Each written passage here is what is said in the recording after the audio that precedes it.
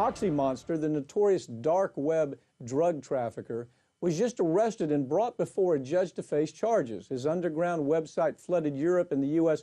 with various types of hard narcotics.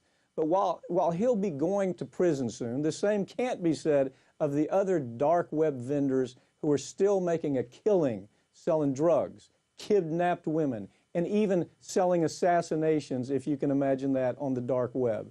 Join me to talk about this is RT correspondent Brigida Santos. Brigida, let's start with the Oxymonster case. Who is he, and what was he arrested for? What were the details of what they actually pulled him in for? Gal Valerius was arrested and he pleaded guilty to money laundering and also possession with the intent to sell narcotics and also to sell controlled substances including oxycodone and Ritalin. And he was doing this on a dark website, a market called Dream Market, where people can buy and sell illegal items in exchange for cryptocurrencies like Bitcoin.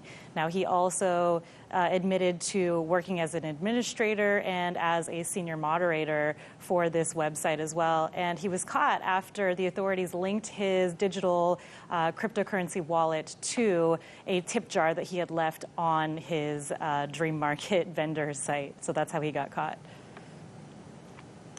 Brigida, you mentioned the cryptocurrencies. Does the cyber black market depend on these cryptocurrencies in order to exist? And first of all, you know, if you mention the dark web, people think it's some kind of imagination. It's figment of our imagination. It's not really there. But doesn't the dark web kind of rely on the cryptocurrency? Sure. In cases it does, if you're going to be buying and selling things in order to maintain some sort of anonymity between vendors and also those buyers. But also you can do legal activities on the dark web as well, join social networks, other things like that. But yes, these cryptocurrencies are necessary for this type of commerce. And current studies show that about 25% of Bitcoin users and half of Bitcoin transactions are tied to illegal activity. However, I believe those numbers are a little bit inflated because they're counting the number of users as if they were wallets, but many users own more than one wallet.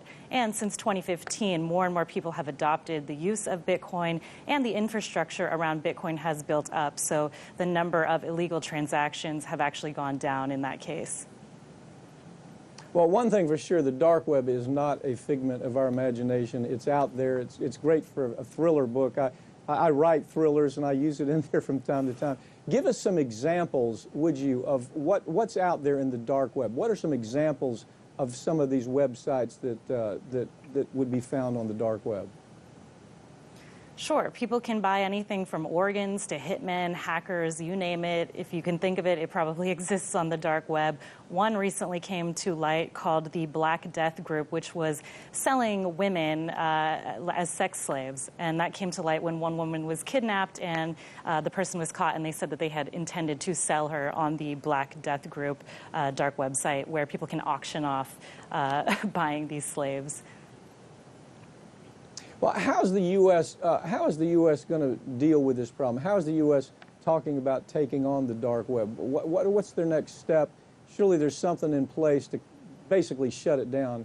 And what I wonder is, why haven't they been able to do that?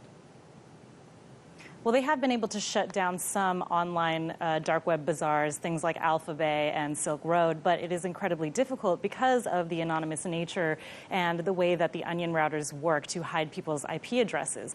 So it is something that they slowly try to take down, but as soon as they take down one, 10 more pop up in its place. I believe right now, according to research, there are about 32 dark web markets in place, and they have to do this internationally with people, and they just go one by one, catching people from the back end by looking at the blockchain and sort of working backward and trying to find mistakes that people have made, users like this Gal Valerius who was caught. But they are trying to take it down. It is incredibly difficult.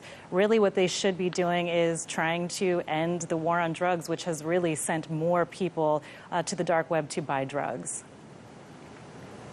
Well, you know, the opioid case, which I'm involved with up in Cleveland, we're seeing more and more about how the opioid case spread and became really a national catastrophe, and the dark web was very much a part of that. What we're really trying to figure out at this point is what did the distributors know? What of, say, OxyContin, the people that were out distributing those types of drugs, what did the manufacturers know? Did they actually use the dark web as a way to divert the drug to be used for all different purposes? You know, I'm interested to know, you mentioned several different things. You mentioned that human trafficking occurs there on the dark web. You mentioned that actually people can actually find hitmen that are putting their services out on the dark web. Those types of things make me wonder, does everybody have access to this, or is there some special clearinghouse before you can even get on the dark web that people use to access it?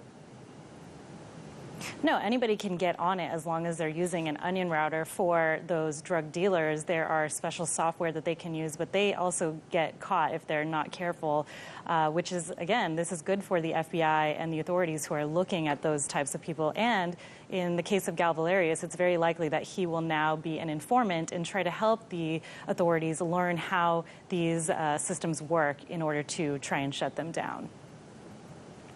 Well, it would seem to me that it would be a perfect net for law enforcement. I mean, just sit by and see who shows up, follow the IP some way, and you're gonna get the people that you want to go after. I can't imagine, in the back of my mind, I'm wondering whether they want the dark web to stay out there, because it really is kind of a net to catch all the fish there.